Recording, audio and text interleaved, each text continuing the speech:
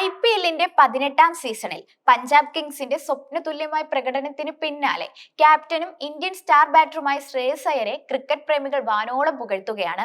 സീസണിലെ തുടർച്ചയായ 2ാം ജയമാണ് പഞ്ചാബ് കഴിഞ്ഞ ദിവസം നേടിയെടുത്തത്. 8 വിക്കറ്റിന്റെ ആധികാരിക വിജയമാണ് പഞ്ചാബ് ടീം സ്വന്തമാക്കിയത്. ലക്നൌ നൽകിയ 172 റൺസിന്റെ വിജയലക്ഷ്യം അവർക്കൊരു വെല്ലുവിളി പോലും ആയിരുന്നില്ല.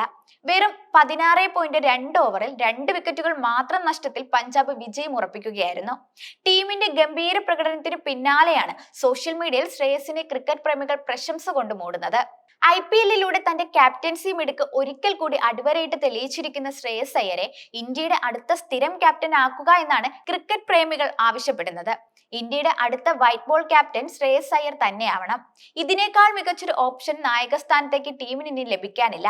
രോഹിത് ശർമ്മയ്ക്ക് ശേഷം ഇന്ത്യയെ ICC ട്രോഫിയിലേക്ക് നയിക്കാൻ സാധിക്കുന്നയാൾ ശ്രേയസ് ആണെന്നും ആരാധകർ പറയുന്നുണ്ട്. കൊൽക്കത്ത നൈറ്റ് റൈഡേഴ്സിനെ കഴിഞ്ഞ IPL സീസണിൽ ചാമ്പ്യന്മാരാക്കിയെങ്കിലും അതിന്റെ ക്രെഡിറ്റ് ഗൗതം ഗംഭീർ കൊണ്ടുപോയിരുന്നു. എന്നാൽ ഇപ്പോൾ നോക്കൂ, പഞ്ചാബ് കിങ്സിൽ എത്ര ഉജ്ജ്വലമായാണ് ശ്രേയസ് അയ്യർ ടീമിനെ നയിച്ചുകൊണ്ടിരിക്കുന്നത്.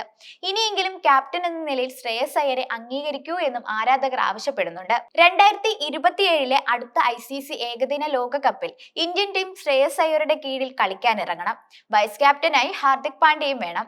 ഒപ്പം വിരാട് കോഹ്ലി കൂടി ഉണ്ടെങ്കിൽ 3ാമത്തെ ഏകദിന ലോകകപ്പ് നമുക്ക് ഉറപ്പിക്കാമെന്നായിരുന്നു സോഷ്യൽ മീഡിയയിൽ ഒരു പ്രതികരണം. ശ്രേയസ് അയ്യർ വളരെയധികം അണ്ടർറേറ്റഡ് ആയിട്ടുള്ള ക്യാപ്റ്റനാണ്.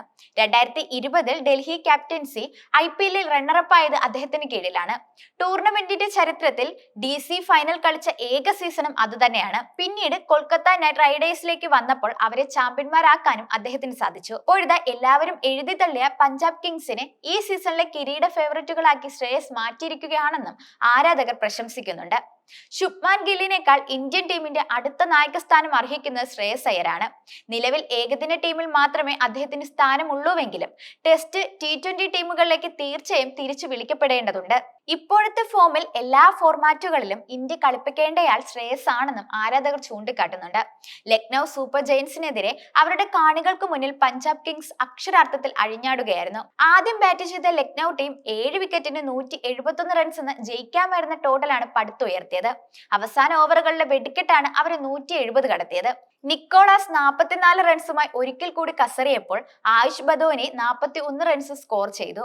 മറുപടിയിൽ ഓപ്പണർ പ്രഭ് സിമ്രാന്റെ അഗ്രസീവ് 50 പഞ്ചാബിന്റെ വിജയത്തിന് അടിത്തറയിട്ടു. 34 ബോളിൽ 9 ഫോറും 3 സിക്സറും താരത്തിന്റെ ഇന്നിംഗ്സിലുണ്ടായിരുന്നു. പിന്നീട് ശ്രേയസ് അയ്യരും വധേരയും ചേർന്ന് പഞ്ചാബിനെ അനായാസം വിജയത്തിലേക്ക് എത്തിക്കുകയായിരുന്നു.